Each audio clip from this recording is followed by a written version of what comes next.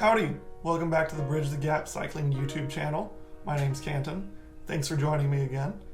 Today we just have a quick video going over my past week of training using Trainerroad.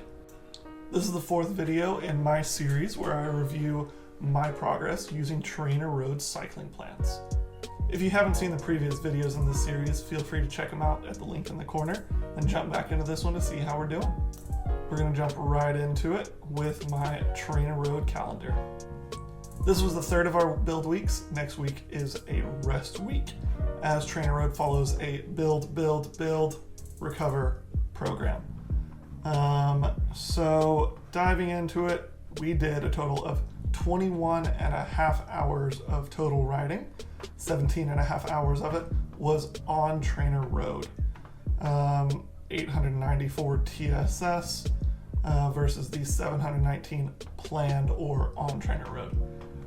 So to jump right into it, Monday we did Charlie Bald, which is an endurance workout. Charlie Bald is super straightforward, just a brief warm-up followed by intervals at 74% and 55% of FTP alternating until a 5-minute cool down. Super easy workout. You can see my heart rate was tracking fairly steadily and just tapers off as soon as we go down to the lower intensity. It was an average of 184 watts for the entire time, so fairly easy. Afterwards, we had a bike commute to work, and then about 8 hours later, another bike commute home. Each of those are about 30 minutes in duration. Not tracked with power, but tracked with heart rate, and just kept as easy as I can. Tuesday, we had a sweet spot workout, Daniel -3. Daniel -3 warms you up by stepping up the power in, I believe, 4-minute increments, and then has intervals at 85% of FTP with a little bit of a recovery valley in between each. I marked it as moderate. It was a little tougher, not necessarily easy, but it wasn't super tough, very doable though. And then following had Mirror. Mirror I tacked on just for another hour of endurance riding, build up the volume, and my aerobic base as we are in a base building phase. So super easy, about an hour right at 70% of FTP, not including warm up and cool down. Tuesday is one of my off days from work, so no commute there. I spent the day, doing my chores around the house, cleaning up, making sure everything is presentable, but also trying to eat as much proper recovery food and just get more sleep. I think I took a couple hour nap just to rest and recover, make sure that we're responding to this training stimulus as best as we can. Wednesday was Blencathra, a workout we've already done previously. Blencathra is a couple of hours, 2.5 hours endurance, marked easy. It just alternates between 66 and 55% of FTP for the majority of 2.5 hours with a light warm up and cool down. I was back at work that day, so again, a couple of commutes, building in a little bit of extra volume. Thursday was Stockholm. Stockholm is 3 hours of endurance. Again, I marked it as easy, and it alternated between 68 and 55% of FTP, not very different from any other workout we had done so far, and quite doable, followed by again a morning and evening commute. Friday it got a little tougher with a threshold workout, Tanaga, one of the first in our training block, and I believe it's the first since we upped our FTP to 285.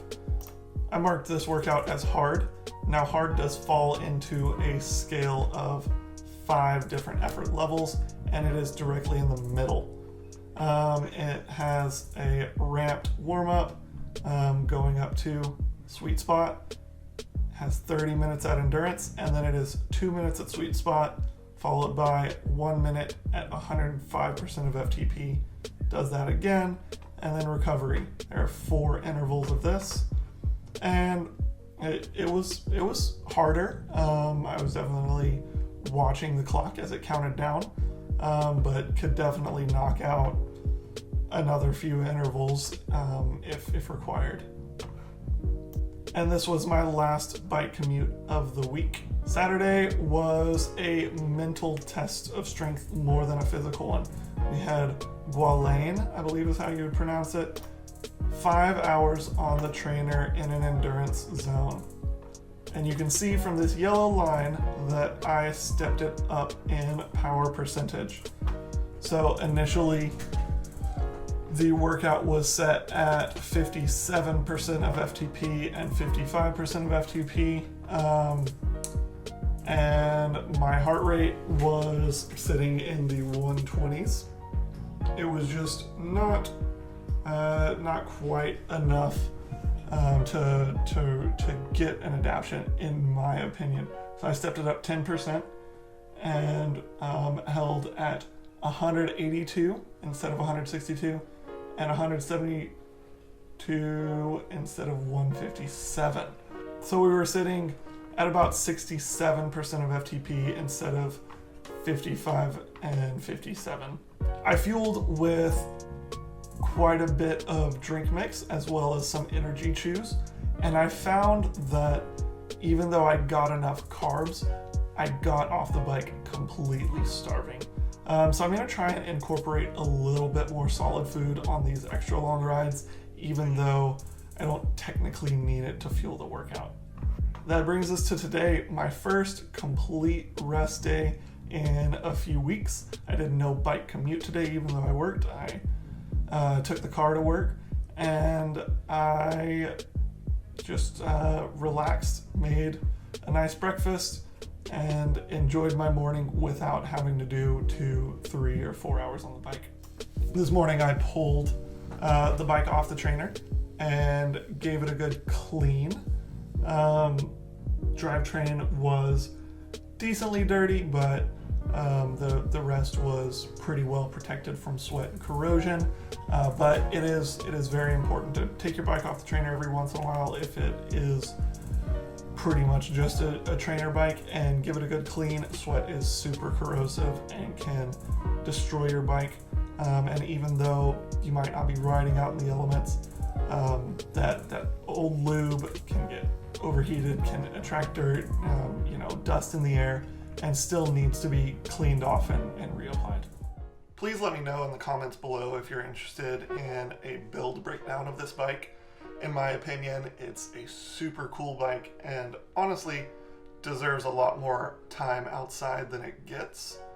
I can put that together and get it up on the channel pretty soon if you guys are interested.